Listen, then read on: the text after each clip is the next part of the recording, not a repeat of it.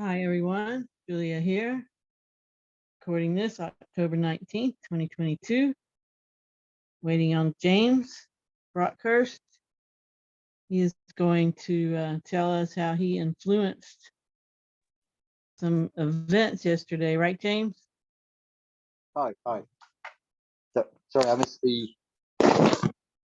sort of come on, so I missed the first part of your sentence. I was just saying that you were going to talk about how you influenced events yesterday. Oh yeah, well, talk about a magical day.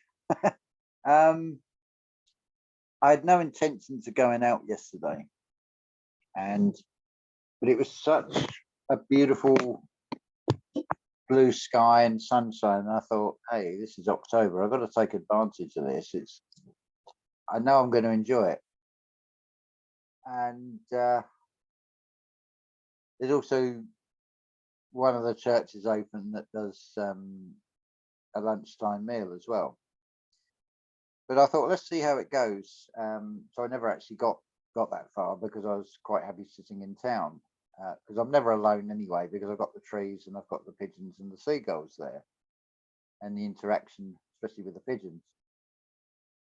But it started with that desire to hear particular pieces of music, and not one response but twice, so it's like there's a second coming as it were. Then when I'm walking into town, there's a guy I know to talk to. He's got a little charity shop the other side across the road, and he crossed over the road. The bus had already gone past, and I thought, I wonder if he's intending to or hoping to get that bus. He's quite away from the bus stop. So I actually vocalized, not so he could hear it, but I actually vocalized, run, Forrest, run. And as soon as I said that, this guy started running. And there was two people at the bus stop. And now I'm talking through the sequence of events. It's like, they're not going to be straightforward getting on, flashing a pass, and the bus is then going to go off and this guy is still running towards the bus. And it's like, no, that bus is going to stay there. One of those two intending passengers getting on is asking a question or trying to find the right change. And sure enough, this guy managed to get the bus. And it's like, job done. I've helped manifest him get his wish to get that bus and get him to where he needs to go. So I felt really good about that, to see that I'm sort of bit like being a director on a film set, and it's like, hold that bus there. You're not pulling away from the bus stop yet. You stay there a minute. And it's just incredible the way this works. So from there, I then went into the shopping centre. The end shop unit is being refurbished, ready for whoever's going to move in there. And of course, it's bad enough with these garden accessories, this like garden machinery. They're like not the most pleasant of noises. So when you've got the industrial machinery, it's not ever designed for tranquility or harmony and sound. It's like a horrible noise. And it's my first thought, and I visualized it, it's like, well, I don't really want to put up with that noise all afternoon. I do hope they're going to stop soon. In my mind, I'm also thinking, hold on a minute, that's what I wish, but these guys have got a job to do. So it's like, now let's put the thought out there that they've done what they need to do. Within seconds, that machine went quiet. It's like, oh, this is fantastic. Later on in the afternoon, that same machine started up. I thought, oh no, not again. It's like, maybe it'll conk out, or they don't need this anymore, or they've had a change of plan. Sure enough, it went quiet again. I thought, this is amazing. It's like this interaction with this universe. It's basically shown in the Star Wars films. They will often repeat key phrases in films, and one of them is use the force, Luke. Well, Luke, it's not Luke, it's look. It's look, Skywalker. It's referencing the path of the sun across the earth. It's an action. Now, the force you can use for good or bad. Because it doesn't say use the force for good, Luke. It just says use the force. It's this interaction with this universe. So depending on the intent you put out, the universe will respond. And it seems to be vocalizing it, makes it sort of create it even quicker. It's incredible.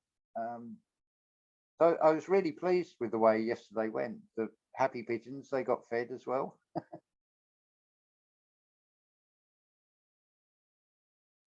Yeah, when we really pay attention, we realize how much control we really have over all kinds of things. And yeah, it's just amazing. It Well, really is a magical existence. we're sort of inverse Russian dolls, shall we say. I was thinking about this with this Grim Reaper figure. It's shown as a skeleton. The most solid part of the human is the skeleton, but you can't see it anywhere. It's surrounded in living tissue and muscle and flesh and things. And so really that symbol is, it's not something bad. It's not something to be afraid of. I mean, I've just done that sketch. I've sort of used the liquid Terminator, the living metal Terminator from the second film, where he sort of split in half. And I thought, you never see the Grim Reaper.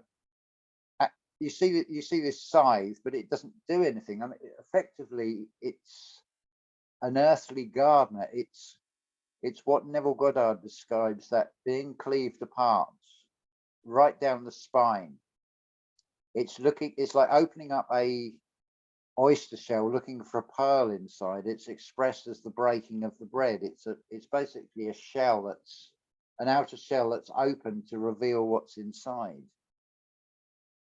So, but of course, like everything else in this reality, we're always programmed to look on the negative side and forget there's a positive side to all these things. It's the same as creation from imagination. It's inverse space, if you think about it. It's not contained within the physical limitations of the skull. And the mind can go anywhere. We're programmed very much to what is possible, what is impossible. And it's like, well, I challenge that now, because I'm seeing that all things are possible. It's only me that's putting that limitation on it. I take responsibility for that, because if I'm saying to myself, I can't do that, well, of course I won't be able to do it. And yes, it does seem impossible, some of these things, but they're not. I'm finding it more and more. And I feel this is what these sort of next 18 years are very much about. It's a sort of that sort of honing and toning. You're tuning and mastering these things. It's like this whole Genesis thing about the knowledge of good and evil. Well, how can you make an informed decision unless you have the knowledge of good and evil? You have to observe things. That's what this reality is all about. It's contrast. So it appears as a lot of horrific things. It's by design. It's so we can distinguish and find a path through it all.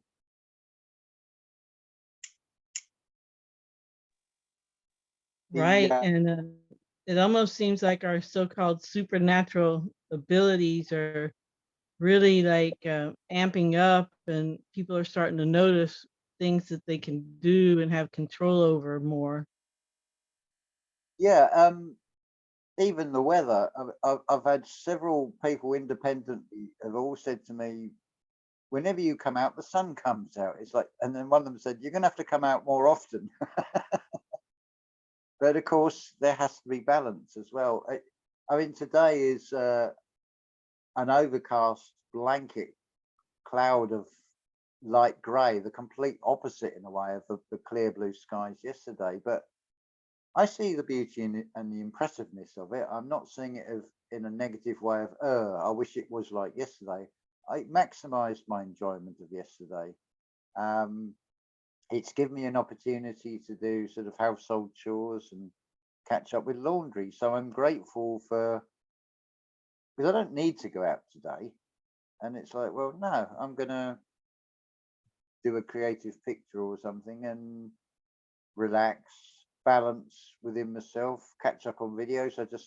I mean, what a brilliant guy. Is it Eugene, the guy you on the podcast on your channel? Right, Eugene. Yeah, he is like so tapped in. I hate He's him. I really absolutely cool. have youth on his side, but what an enlightened soul. His energy just radiates. And I thought, wow. So I'm only joking when I say I hate him. It's a sort of like an inverse joke. It's like, good on him. I'm glad he's got it so early in life. He's definitely got a wise head on his shoulders. Yeah, man, what a head start, right? Because I think back, if I would be in his position, and he's been like that since he was 19. I've been following him since he was 19. Wow. So yeah, and there's other people his age too, a couple here and there, and it's just so amazing and it's so awesome to see. And that's what I was just kind of saying, people's abilities are amping up and they're being noticed, and you have these young people like Eugene and others from really early ages. They just get it and they just tap into the Akashic records, and man, you can ask them anything and they have, great gnosis on it. It's fabulous to see, because if you go, well, so if I go into the sort of analytics, it's all our sort of age group, the majority of viewers. And it's like, well, we're going to need some young blood in this as well, that people in the 20s who've got more physical energy at that age and the enthusiasm. So that is beautiful to see, certainly with very young children as well. They've got that light in their eyes. That's the only way I can describe it. That sort of unblemished system programming at that age. And it's like, I just hope that enough of them are resilient and find that inner strength within themselves, because what a tragic world it is when so many people are just lying to themselves. Never mind lying to everybody else. They're in denial to themselves because they won't face the shadow. No, it's not pleasant, but it's a necessary process to have to go through. That's the one process thing that we do need to have, not the material processed food, but we need to go through a process. And you hit the nail on the head again when you said on that video about natural, because it's natural rhythm. That was it, because it's a nature all rhythm. So that has to start with ourselves. So it's the mind, body, soul being in rhythm with itself, before you can even sort of start going outwards, as it were, and to the external world and interacting. It's like we've got to get it right in ourselves as best we can. But of course, it's like physical food for the physical body. It takes time to digest. It takes time to process. So this is another thing where it's been spun as people don't feel that they're where they should be. They're perfectly where they should be. This is Just the comes back fact to, that they're thinking they're not where they should be is a good sign, because that means that they're trying to change and do something different and grow and get out of that, rut that they're in. So right there, if anybody's just having that thought, well, I should be much further, blah, blah, blah. Well, just the fact that you're thinking that way just shows so much growth, and having that self-awareness is more than half the battle. And like you were saying earlier with these kids, what happens to us is if our parents had done their shadow work before they had kids and gotten relationships, even before that, then, we wouldn't even need this process. So that's the hope, is to get enough parents to do their shadow work before they have children. Well, it will come. I mean, you've got a growing number of younger people who are like Eugene, who are really aware and what would be classed as awake. But the one common denominator I've found amongst many people I've spoken to, the first indication you're walking the spiritual path will be classed as like a complete mental breakdown. It may well be that because of the way we're programmed, we've ignored all the signs from the universe, and it's like, right, we'll throw a little pebble at the window to get your attention, and oh, they're still not listening. Right, we'll throw something bigger, and then you have a mountain dropped in on you, and then you have this walls of Jericho moment. Your whole world seems to crumble around you. It can be very dramatic, and of course, the first thing we always say to ourselves is, "What is wrong with me? Why has this happened to me?" Because that's a communication of something new we've not come across. So we don't, the 3D mind does not know how to interpret that. Whereas really it should be, whoa, my world just has crashed around me. That means I must be taking the first step on my spiritual path, because the universe has said, right, we're strip you of everything. Now you've got a fresh start to start that unlearning process to then be able to relearn, as it were. So it's actually a very beautiful thing, but like everything in this reality, it's always given a negative perspective. And then it leads on to like the anxiety and the depression and the panic attacks. That's just communications from the body. That's saying about we're always the last to know. Well, that's the brain. It doesn't know this communication that's coming up from the body. It doesn't know how to interpret it because it is something new and something unknown. And straight away we go into the fearful negative perspective on it, when it's the complete opposite. They're just sort of like wake up calls. The veil is falling away. They're the early stages, because it's like if you step into cold water, initially that's going to feel unpleasant and cold, but then it can feel very warm. You acclimatize. And of course, walking the spiritual path, it's going through that swamp, facing your shadow side. It can be very unpleasant. But there comes a point where that unpleasantness becomes pleasant. And as Alan Watts talks about it, how an artist can, he uses a pile of junk or a dirty old ashtray, how something that is chaotic and not particularly good, the artist can now create into something beautiful. And whilst on one hand there has to be a certain amount of rules, when those rules become so rigid, human beings feel trapped. But when you become your own government, you can set the right rules within yourself, which also allows that sort of rebellious freedom from those rules to interact with the external. And when I say rebellious, it's sort of going against the accepted program system normality, because we're sort of a rogue in this program, as it were, and we're sort of rogues in the circuit. It's changing the very fabric and nature of this reality by changing our frequency. Yeah, it always goes back to frequency and resonance, and that probably is how all these historical events where people just vanish, or appear. It has to just be a resonance thing. Well, it's like Ken Wheeler's radio analogy. If, let's take, for example, with the human senses are like the radio, say on VHF, it goes between roughly about 87.5 and 108. That's the bandwidth of it.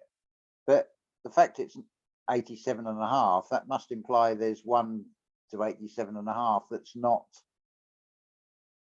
that's outside the range of that radio, but there is a frequency there that as you change your frequency and you're moving to a different, decoding a very different broadcast. And likewise, when you're tuned into one station, you're not aware of the other broadcast signals. So you're not on the frequency to decode those. And that's very much like this spiritual path, where tuning that dial on the old analog ones,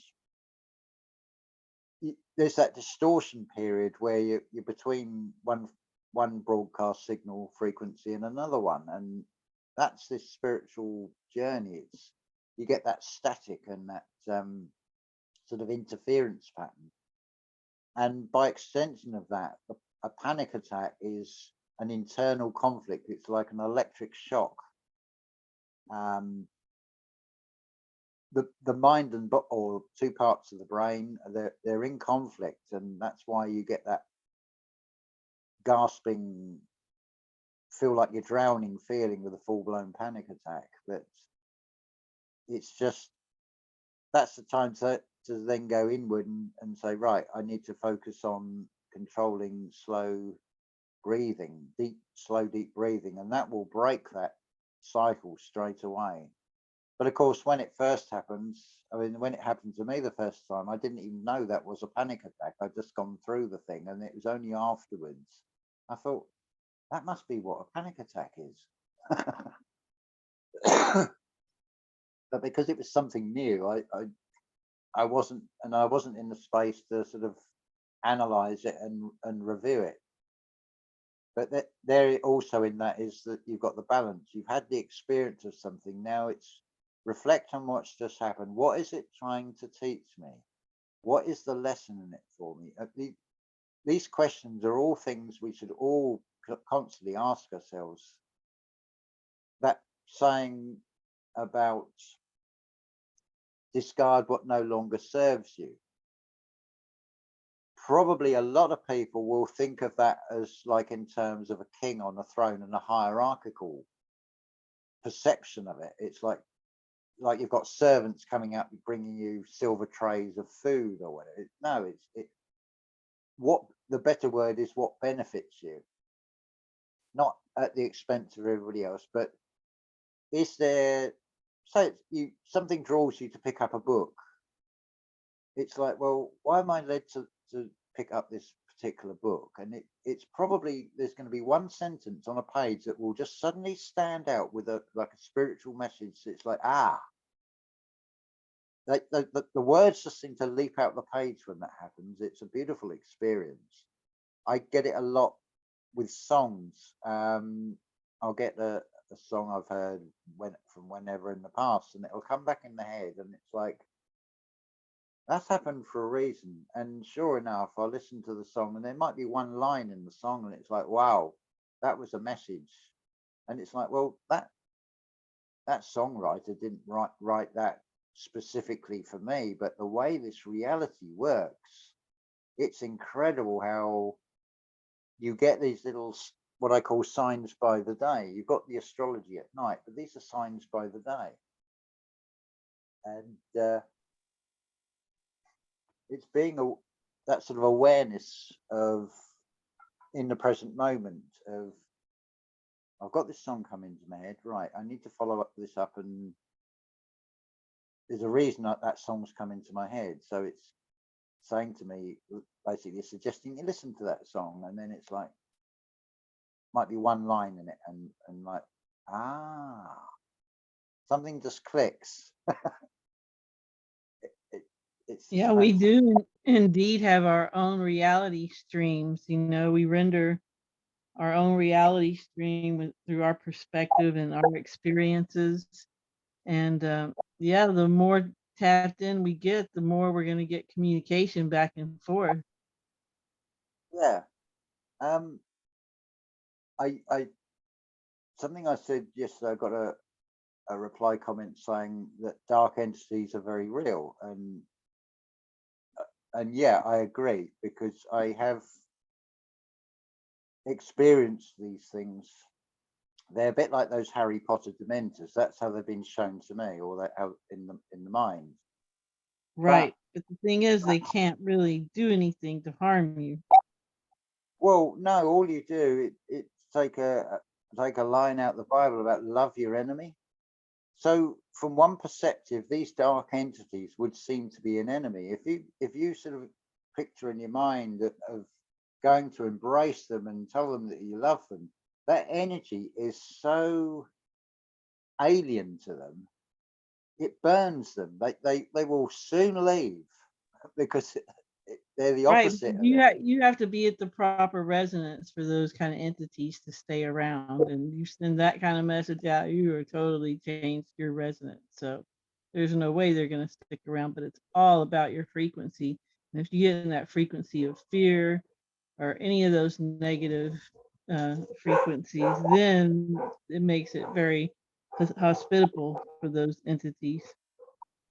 Well, this is this saying when one door closes, another one opens. There's two doors that definitely need to be shut. They are doubt and fear, because if you leave those slightly ajar, that's what allow these things to sneak in.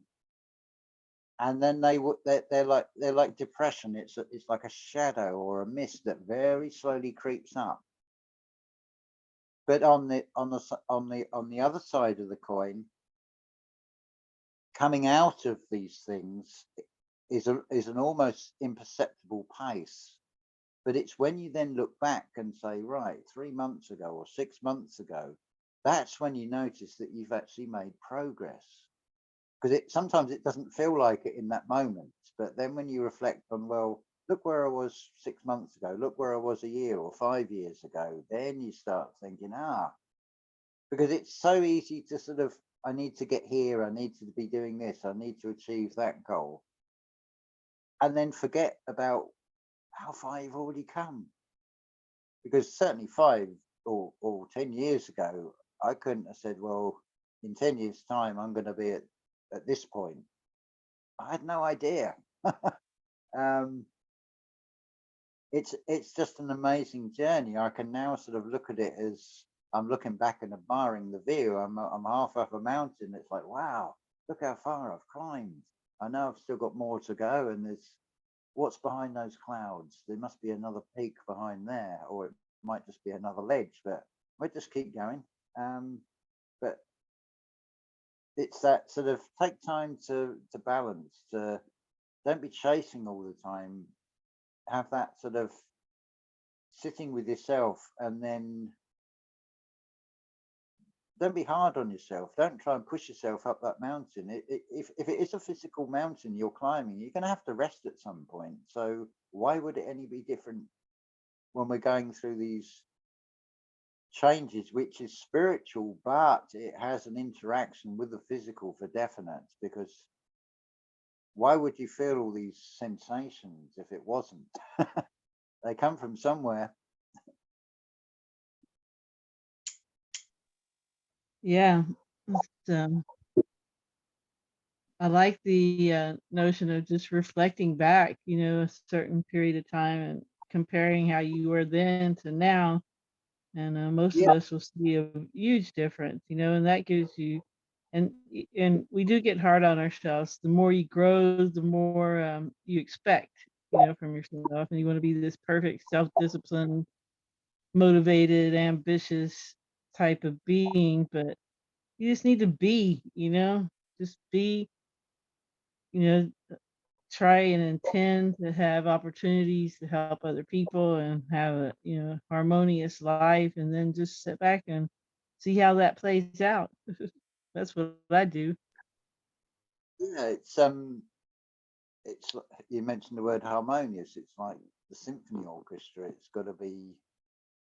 that's a bit like a community as well. It's like you got to have all the players playing the same from the same score sheet and in time, as it were, and but also forgiving and allowing that we're all individuals. We've all got very individual paths. No two are exactly the same. There may be parallels. So we're all going to be at very slightly different levels. And I don't really like that word levels, but it's the same in this physical reality. Some people have got greater strengths in particular fields, maybe playing football or carpentry or baking bread or something, and then somebody else will be better at painting or creative ideas. It's when we all sort of bring these different ingredients together, that's when the magic really happens. And we've got so used to looking for uniformity and everything. If we went more back to the sort of community village or small village type community, you'd have things like blacksmiths. So horseshoes are not going to be done on a production line where they're going to be exactly identical. There's going to be very slight difference in them because they're all handmade. But we're programmed to expect this uniformity, and even with food, it's so bland, and that's why it's lacking the life in it. Even the supermarket fruit and veg, it's forced grown. It's not allowed to grow with that natural rhythm. So it's all about profit and shelf life. It's not about goodness. The only health Right, and is that's why the communities are, can be so crucial, and especially for, like we were talking about earlier, the children, to grow up with real food that's not contaminated like the stuff you have to buy everywhere. Because even if you're trying to eat healthy, you don't even necessarily get healthy food because it's covered in pesticide and grown in toxic environments. So that's another good reason to be in communities and grow your own food, and plant a fruit forest, because fruit we can always eat. It's good for us, and lots of people live on fruit alone, and they're probably the healthiest people too. So yeah, there's you, in the stuff half the stuff they tell us is food now that they serve as food isn't even food. the other problem as well is everything comes with packaging, normally plastic, and then it's like now you've got a plastic problem. And the system will always focus on the outplay end of things, not the cause of it. It's like, well, who's responsible for the plastic problem? Well, we all are.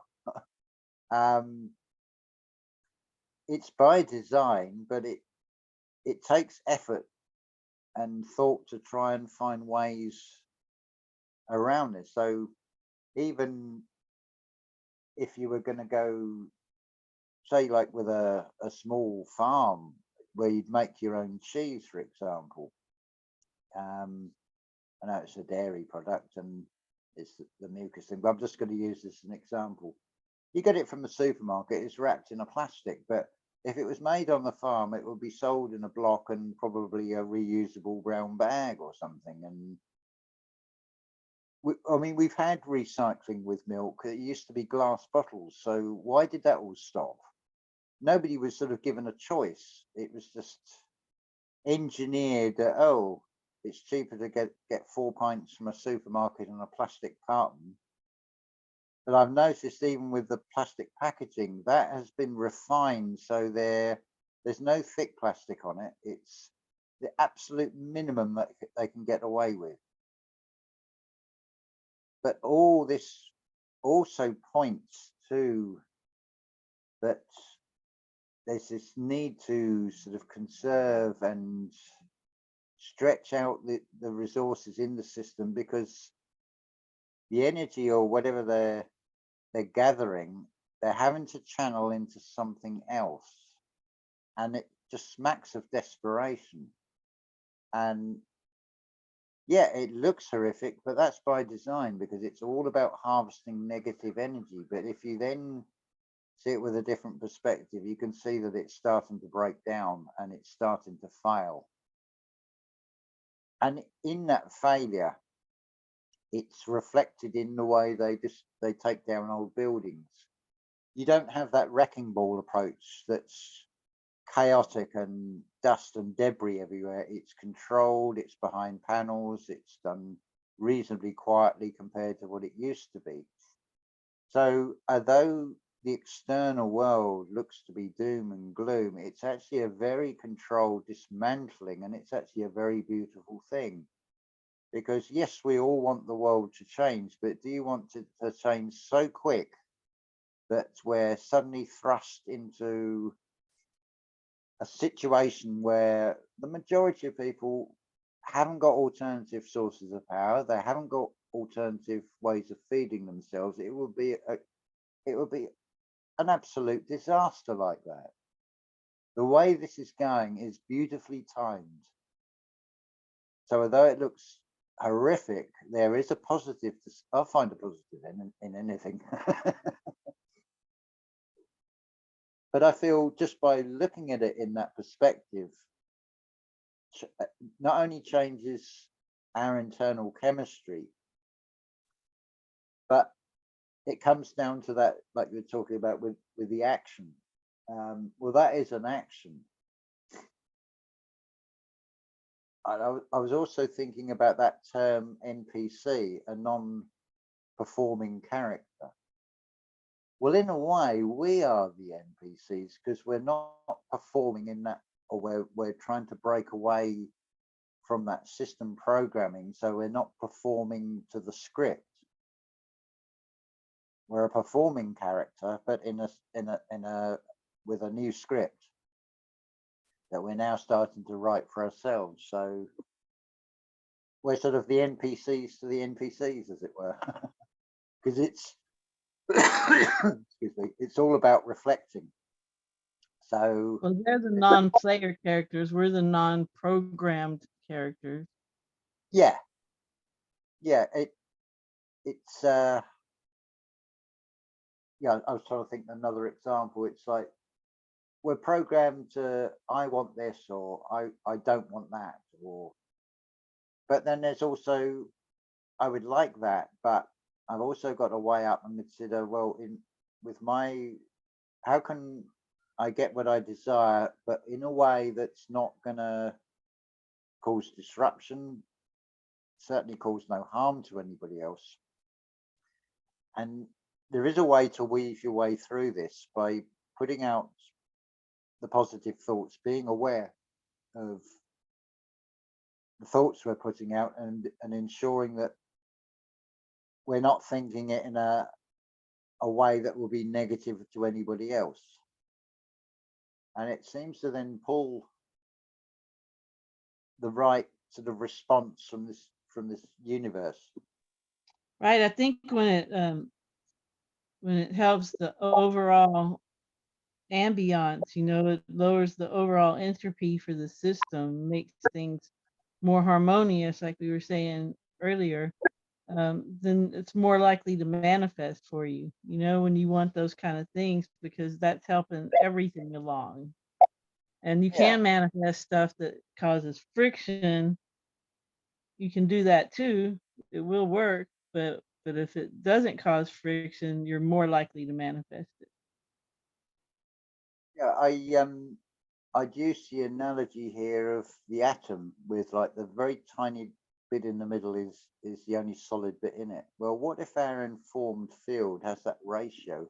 If we can grow and expand our consciousness, our informed field, so we are in our own reality bubble, but the frequency that's within that bubble is so expanded and so strong, we sort of become basically like an atom.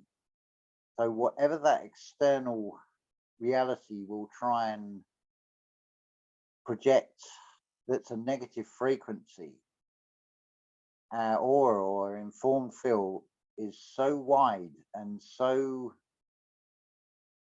strong that it just cannot penetrate it. And I'm going very much with this whole concept that we can walk in this world. We're walking in two worlds anyway, but we can walk in this world in a way like on that film poster, that guy, it's like an apocalypse in the background of fireballs, but he's smiling, he's got a cup of coffee in his hand, he's got a laptop under the other arm, and it's like nothing is affecting his reality, no matter what that external world is showing. I don't even know how to sort of explain this to somebody who's very much in the material world in a way they would even think it's possible, because that's a very hard bit to go back down that road to. I got to go back to when I was like them and try and find a way to sort of hopefully encourage them to step through that door and try it, because we're so programmed to what is possible and what's not possible. But clearly, from what I can see, this is just the tip of the iceberg. We have this phenomenal power, and it's like, well, if all I've got to do is then speak it and put this vibration out with the right frequency, that's going out there doing something somewhere. It's going to change something.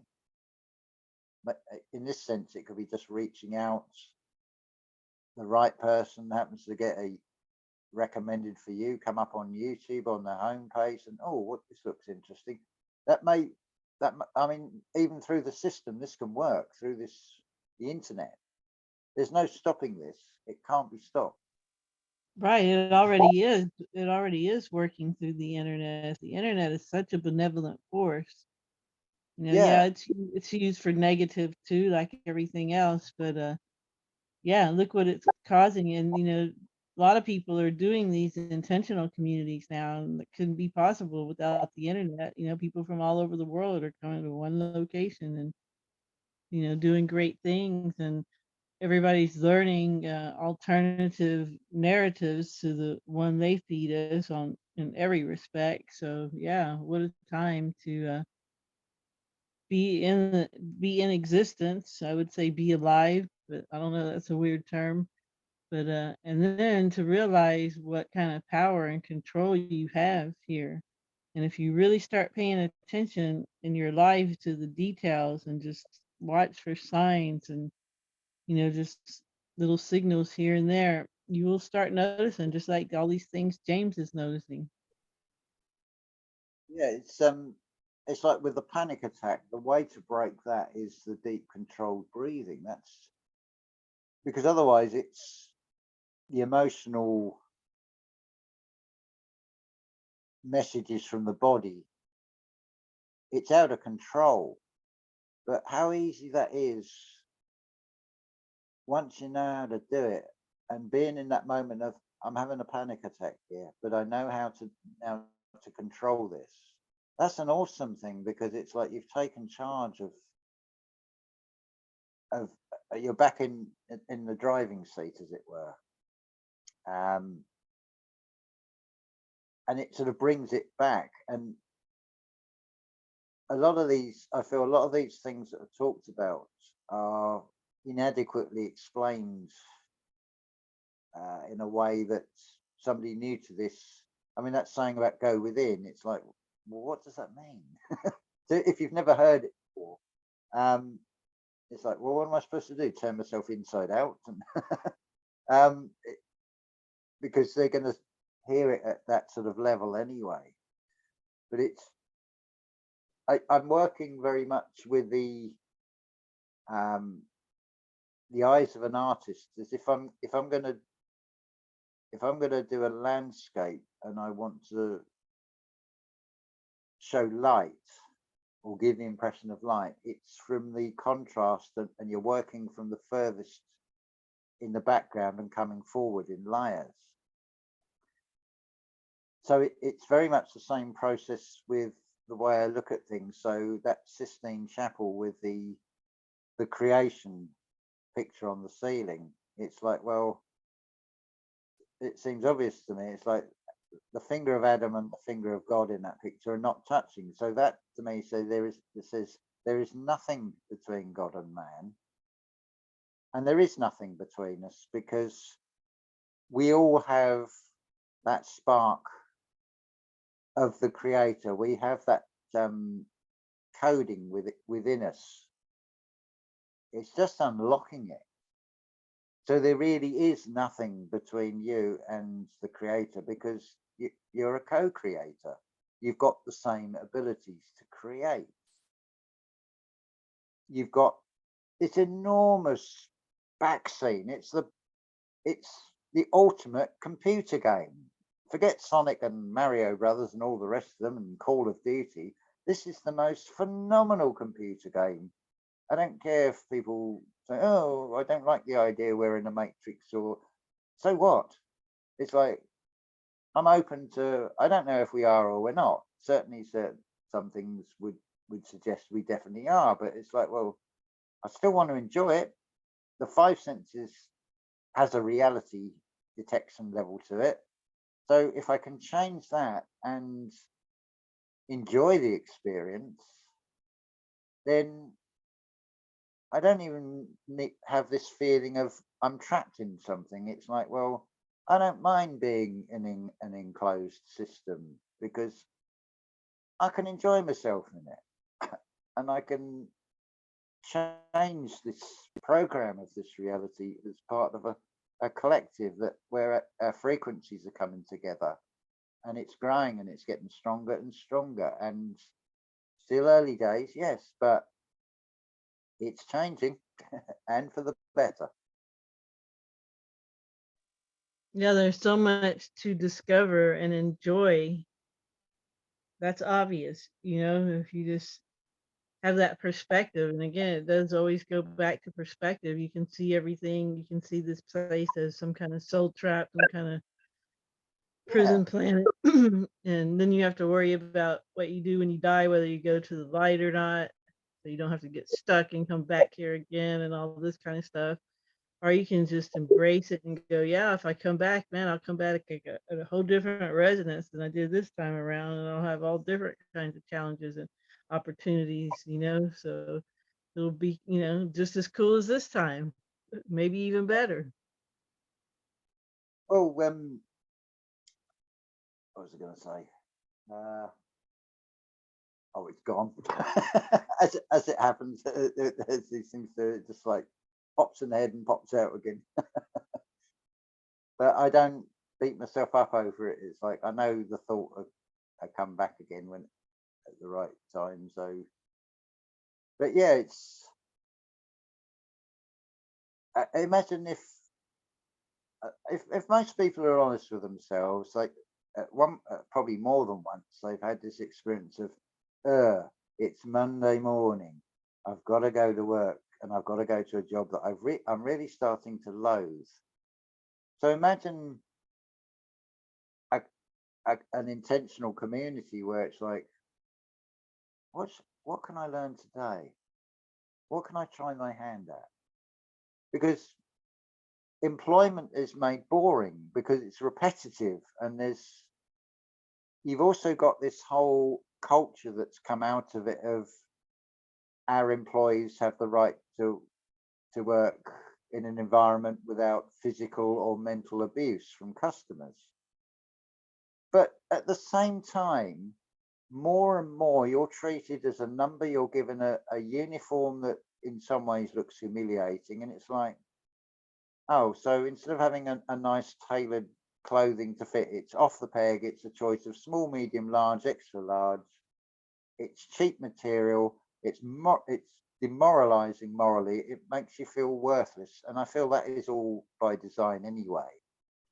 But the flip side of that would be an intentional community where you can think, I want to try doing carpentry today. And if anything, that in some ways the danger of a community would be I'm bored. because you wouldn't have any sort of obligation after maybe just a few hours of work each week to put something into that community, but another part of you would want to get involved more and do more, not because you're getting paid, because it's going to benefit the whole community. The emphasis is now completely changed. You're not going to work to make one person at the top a lot of money, and you'll be lucky if you might get a pay rise or whatever. Now that wealth, that true wealth, is spread amongst the whole community. So the whole dynamic and the emphasis of this new reality with communities is so the antithesis of the corporate world. And it is, as the name suggests, it's a corpse. It's dead. It's not something alive. There is no government. There is no church. Or any of these things. You can't go and shake the hand of the science. It's not a being. It's not a living entity. Whereas a community is. It's made up of living individuals. And that's definitely. I mean, what a fantastic time to be here in this era, in this moment. Witness this, to be playing a part in it on really what is a known world scale. I think this is awesome, and I'm glad I'm this side of it to see the changes, because I wonder about how do we describe to future generations, well, this is the world, well, the way what the world used to be, and they're going to be looking at us thinking, really, they behaved like that, they did that to each other, and it would seem so incredible. It will pass into into as like a myth, because they won't have experienced it, so they won't know.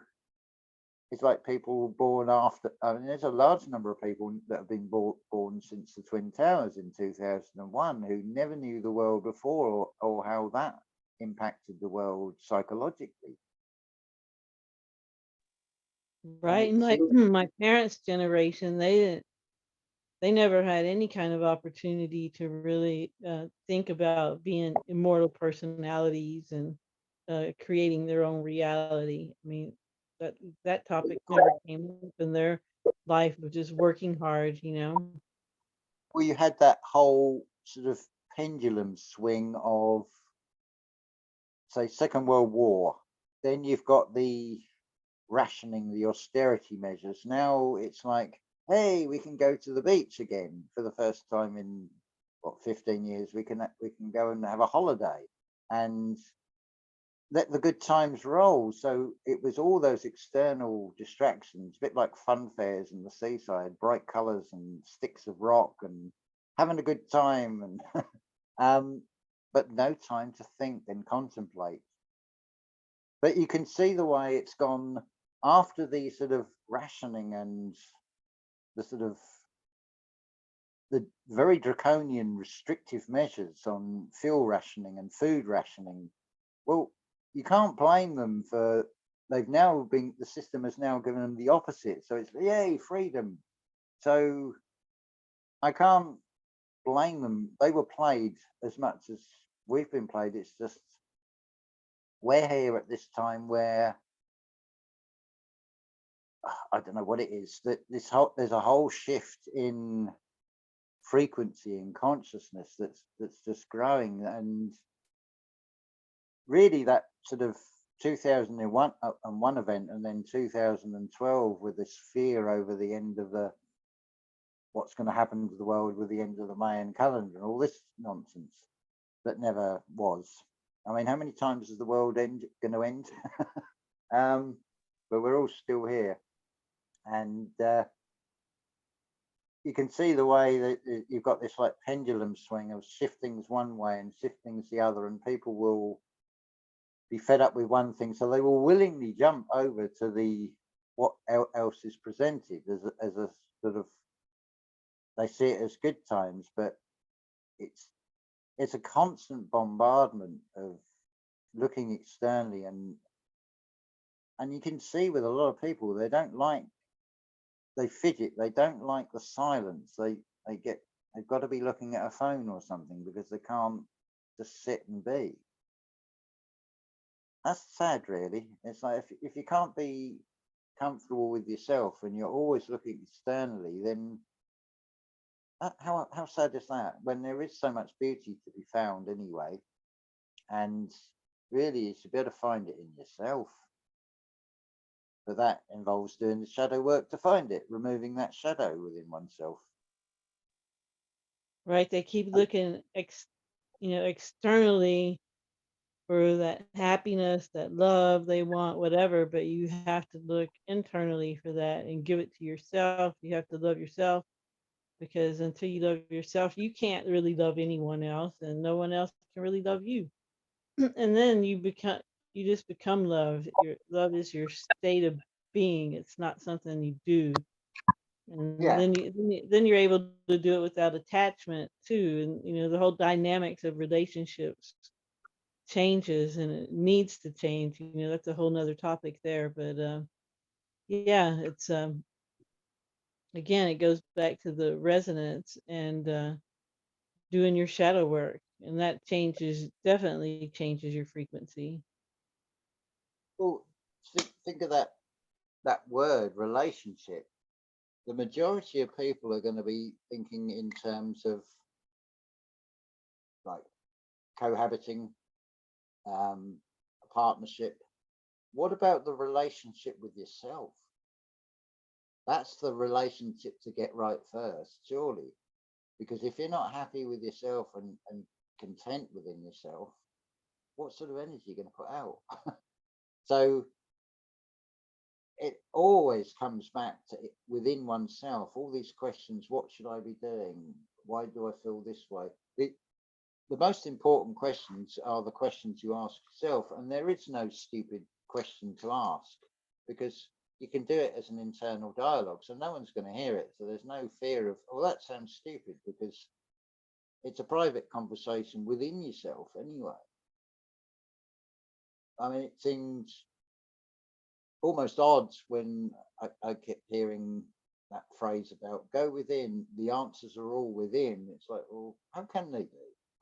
But now it becomes, I see what I really fully understand what that means now.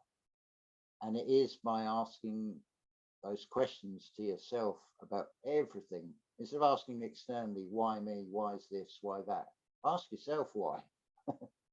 And a lot of the, well, all the time really, why has it happened? Because I did it to myself. That's why it happens. Whether it's from the bad information, as it were, or whether it's from taking external advice, not weighing things up, reacting to a situation. But we all done things to ourselves ultimately. But at the same time, are they really bad? Because would you be here now if you hadn't have done all those things in that particular order? That is our individual life story, and it's reviewing it and looking back at it and thinking, okay, that happened there. That wasn't such a good experience, but I can see there's a lesson in it in it for me as well. And it's like, right. And we learn and we grow. So that Grim Reaper is like the ultimate gardener. It's looking for those spirits that are shining bright. It's that internal sun inside all of us. It's there, but whether that seed is in fertile soil or what's the opposite, exhausted soil, well, that's going to be whether you have an open or closed mind. If you think of like the mind being open, it allows the sort of spiritual rainwater to then feed that soil. Then that consciousness inside us, that light, is gonna then be able to grow, and then it radiates out.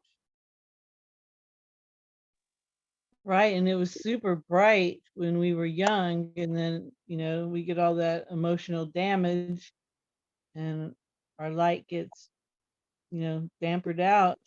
We have to bring it back and clear out all the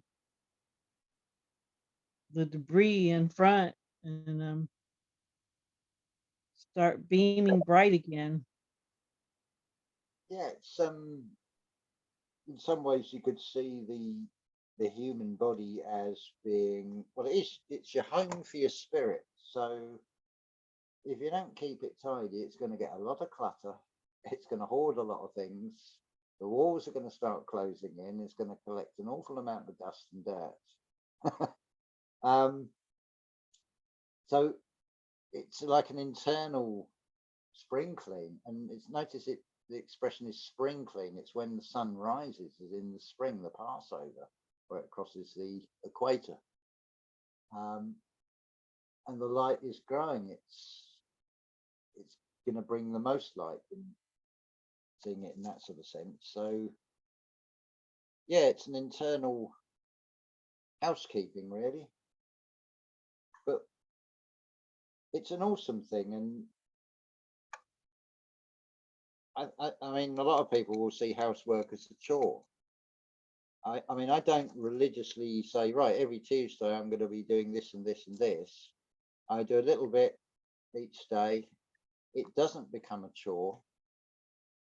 And that's one place where you wipe a cloth over a table or something, you've got an instant result. I mean, the system is encouraging us to have instant, but when you're in control of it, you create that instant result just by doing that. And continuously decluttering, it's like, if I feel like I'm getting too much, I'll get rid of it, because if it's looking too cluttered, I feel cluttered and I can't relax. I know it can be said, well, I've got an issue in myself. Well, no, not really. It's just, if I've got a restful environment, I've created the environment around me, and it's a restful, calm environment, that's more conducive for me to then not be thinking, oh, I've got to get that dust off that tabletop, or um, I can then not be distracted by, in some ways, what are really trivial things, and I can focus on what's really important. So I'm loving this experience, and each day I'm seeing magic, real magic, the way things just sort of manifest out of nowhere. I've learned to have the confidence to let go of the fear and the worry and doubt of, well, I need to do this, or I haven't got that, because it's like, it'll come, it'll come. Don't even worry about how it comes, it'll just come.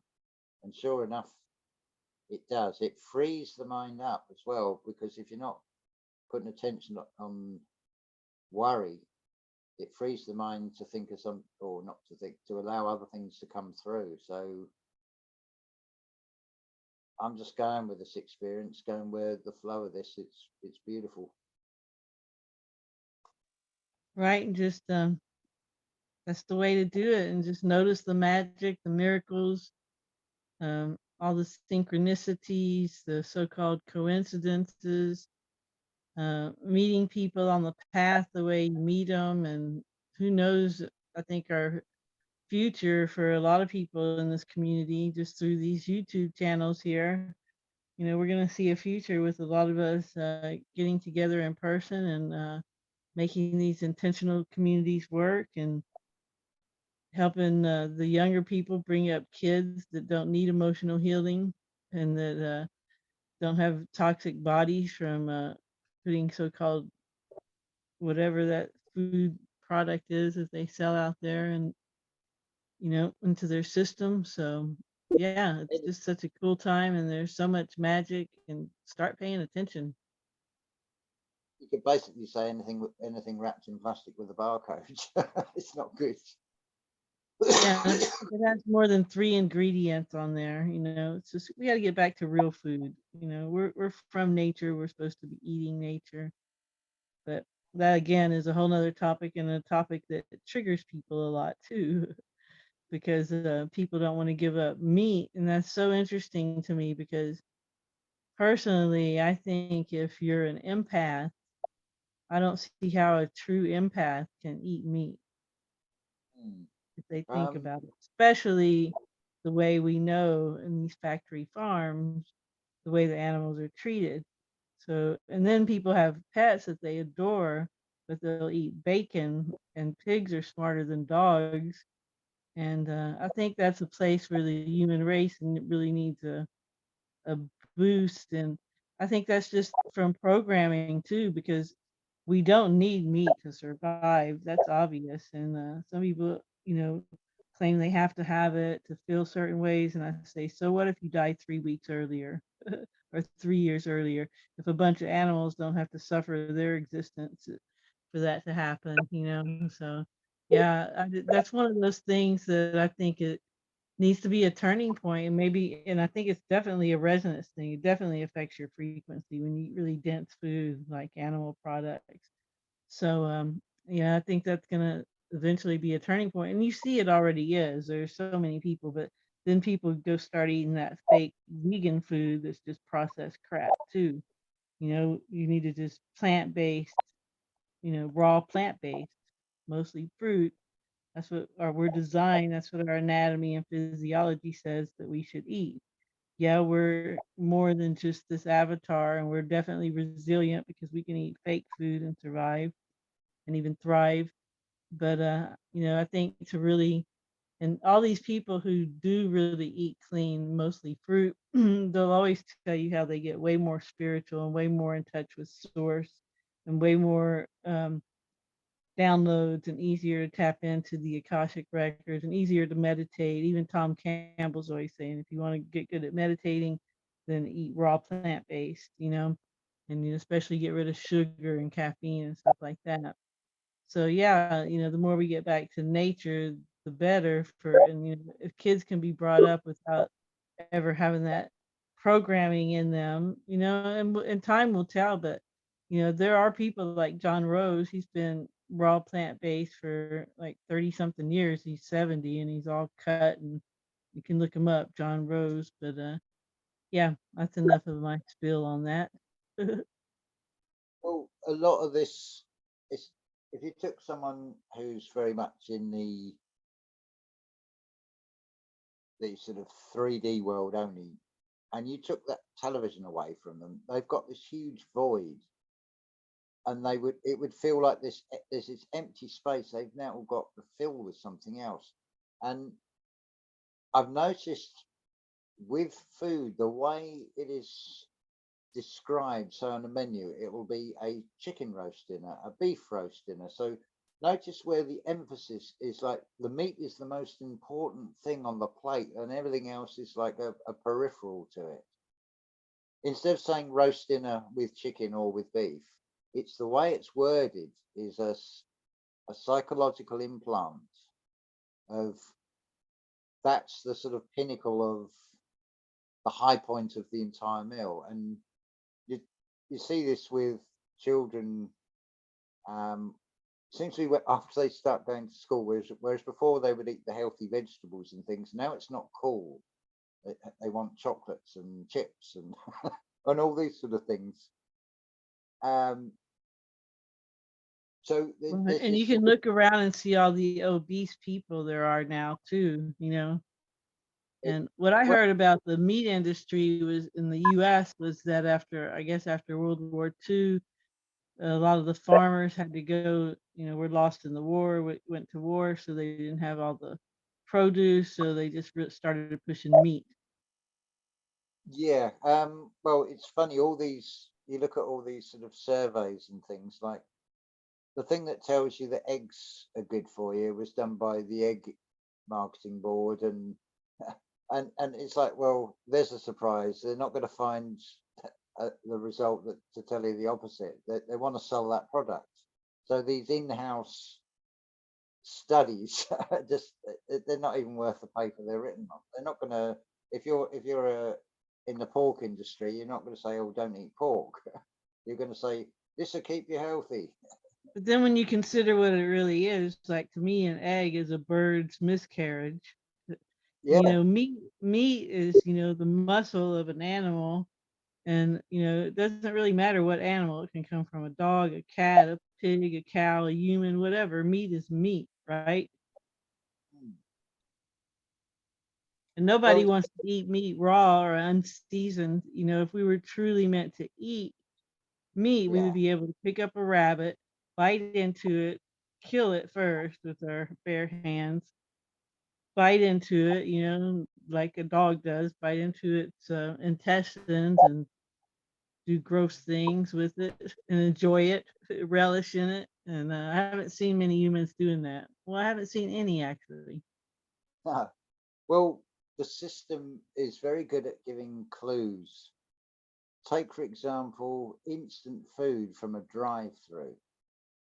Well, there is actually a clue in that because the human body is going to have the most difficulty in trying to drive through meat and out of the body. It will just sit there because it's too much like hard work for the body to digest. And it's anything but instant. It becomes an expanded waistline, which is a complete waste, as opposed to an expanded consciousness. And I can certainly see I'm nowhere near in a position. Um, I'm using food banks, which is surplus uh, sort of tax insurance write-offs with supermarket foods. I'm nowhere near at this stage, but it would be it would be lovely to actually grow your own food so you can see it through the entire process. You know that there's nothing being chemical being sprayed on it. It's not being forced grown because there's a huge difference between these things that are grown for profit and things that are allowed to mature naturally. Because that's all about the only healthy thing about supermarket food is the health of the profits. It's not, it's about long shelf life and maximizing how much they can sell it for the minimum. So genetically modified is it just follows the same pattern. You want to transport something from A to B, you want to make it easier for yourself. Even the industries do this. It's like we want to pay out the minimum wages, we want to maximize the profits on it. We want the thing to have a long enough shelf life. We don't care if it's actually good for you. We can put anything on the packaging. And I mean, free range eggs. That basically means that those chickens have been let out for about 5 minutes before they're slaughtered. There's nothing free range about them. Oh, it's a, Yeah, it's but just it, sad, but I think it's changing. It's definitely changing. There are way more people now that don't eat meat than there used to be. No doubt about that. You can tell that just by all the products that are out there now. Most of them, pretty much all of them, are crap because if you're not going to eat animal products, then you should just eat natural products, not processed stuff that's fake animal products like bacon. That's what I used to call it, bacon. And I used to love that stuff. When I quit eating meat, I was all over that processed vegan food, and it kept the weight on me too. It keeps you heavy, because it's just more processed food, so it's not really even food. But yeah, I think that's something that's changing, and I'm glad to see that. And especially the factory farming. If you want to eat meat, then you should kill your animals yourself and butcher it yourself. And then you'll have some reverence for what you're doing there instead of just going to the grocery store. And it's so cheap too.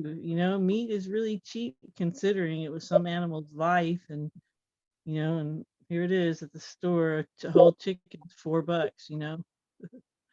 It's like, the th- just wow, that's what a chicken's life is worth in today's world.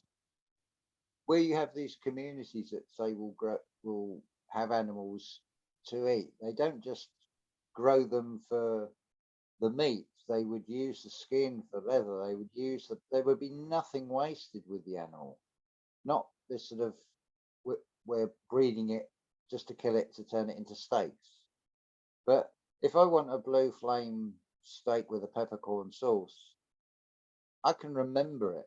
I can have all the taste sensations without having to have another one. I've got the memory of that. So if I ever feel inclined to have a steak, I can recall the memory and I can get all the sensations, but it doesn't make me want to go and have one, because that's going to do harm to an animal, and I just can't. That's a line in the sand that I won't cross back over again. Right. It's everybody's choice to make with that. And yeah, it's just something to consider honestly, and not get triggered by it, because if you want to keep eating meat, that's between you and you.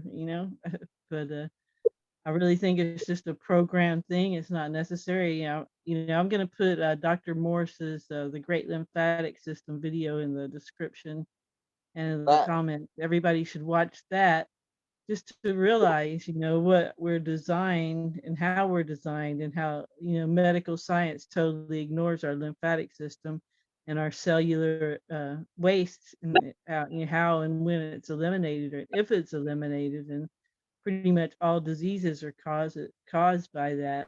And if you eat natural, live, ripe food, namely fruit, because that's so easy for us to digest and it's so hydrating, then yeah, you won't have issues. You won't have any dis-ease. And if you do get a dis-ease, you can usually cure it by going on a grape fast or water fast, and even a few days dry fast maybe. But sometimes we just got to get it out of the way and let our bodies heal itself. But allopathic medicine is not your friend, I'll tell you that right now. And if you have any symptoms, I would definitely go the Dr. Morse route and look into his work. And he has lots of people that he's trained all over the world. And I know someone that works on donation basis, Tony Will. So yeah, I would definitely go that route before allopathic medicine any day, naturopath. But a good naturopath, there's not, they're not all good. the thing is with plants. Now, if you get a seed and you put it under your tongue for the minimum of 9 minutes, your salvation is your saliva. That will encode that seed, and then you put it in, put it in a hole in the ground, and you spit in the hole. You don't water it for 3 days. That plant will grow and in such a way that it's tailored to your health needs. So what does that say about us chasing bison or buffalo round fields and hunting? That implies that we're fairly static, because you can't chase plants around. They've got roots in the ground. So Yeah, there's the saying, if it runs from you, don't eat it.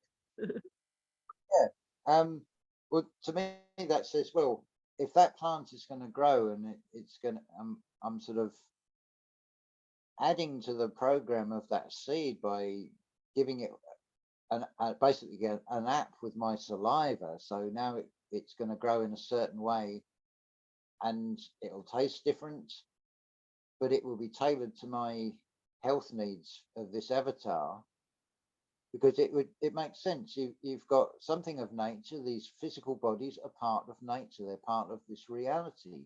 This is where they belong. This is just a vehicle. So we become a co-creator as well in doing this. And you've got this lovely reciprocal relationship. You've given a saliva which has given that first bit of life to that seed.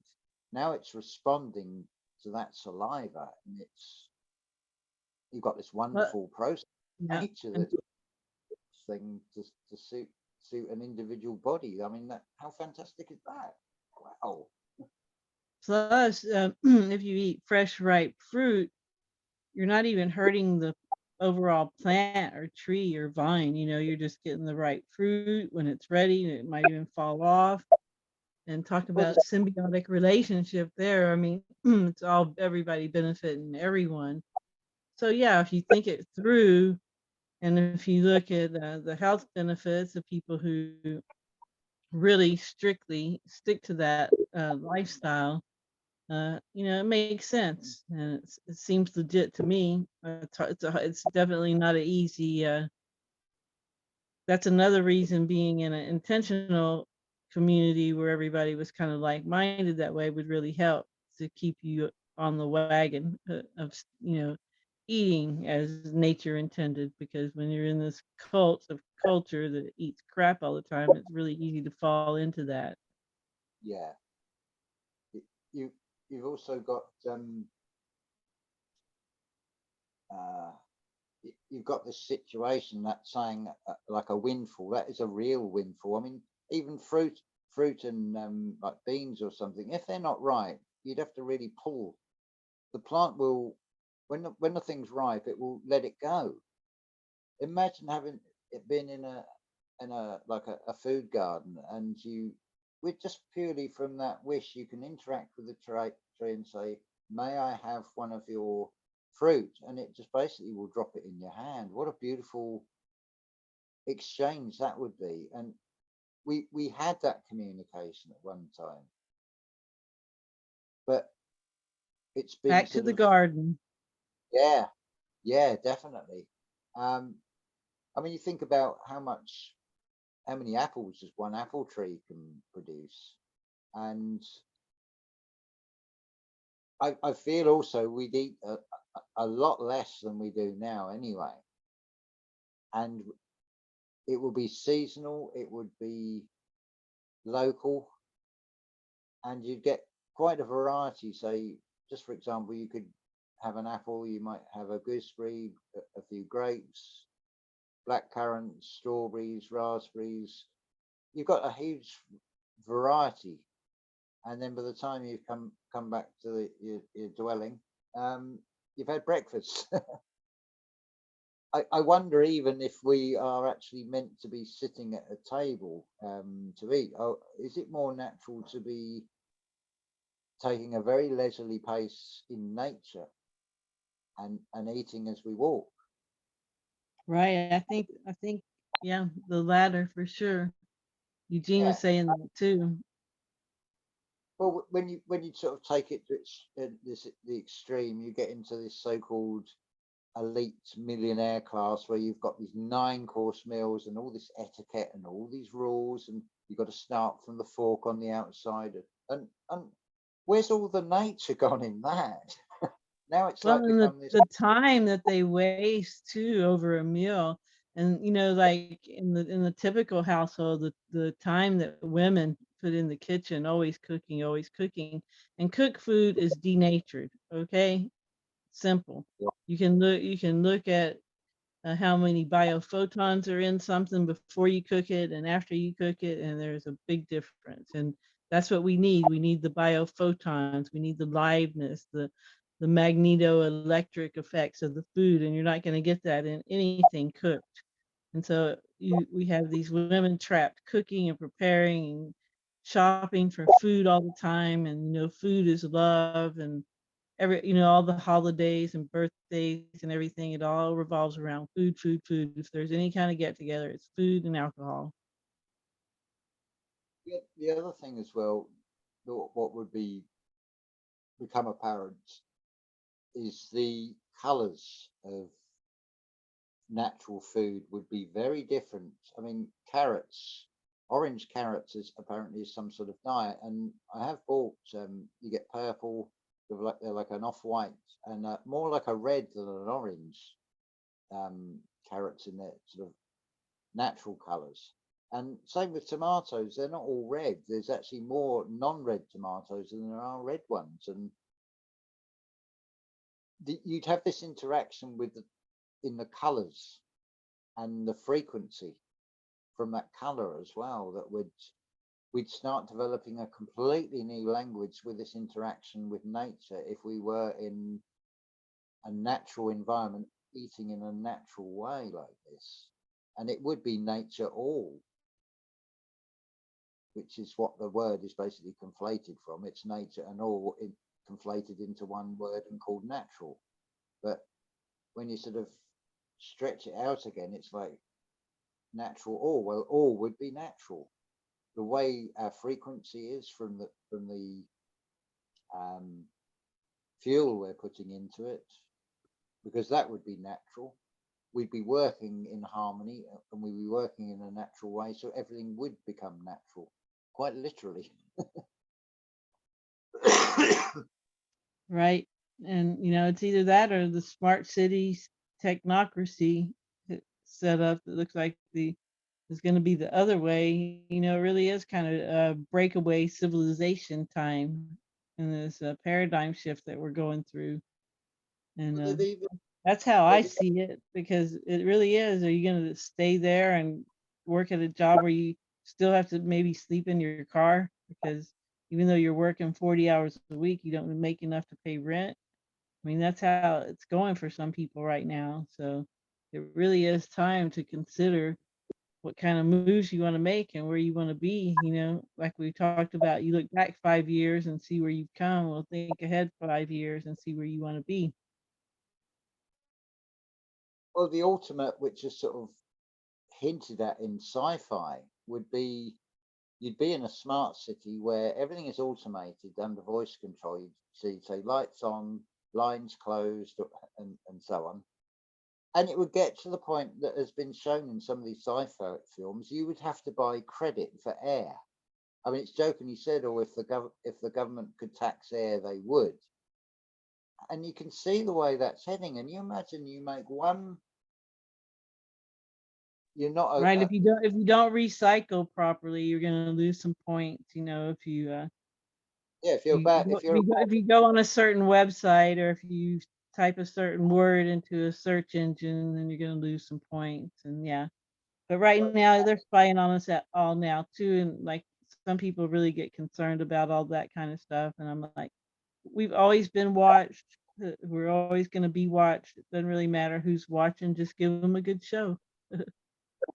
Well, this is the thing. I mean, it's an uncomfortable thought, and it does seem that although our Creator was benevolent and loved his creation, that the original plan for human was as a slave. And if you want proof of that, you've only got to look at the world today. Most people are a slave to the system through debt, through having to pay their way through life. They can't break out from it. You've only got, if you want to test this out for yourself, go and put a tent or a caravan on public land and see how long before somebody in an official fancy dress costume comes along and says, you can't do that here, you'll have to move on. Well, where in the world are you totally free?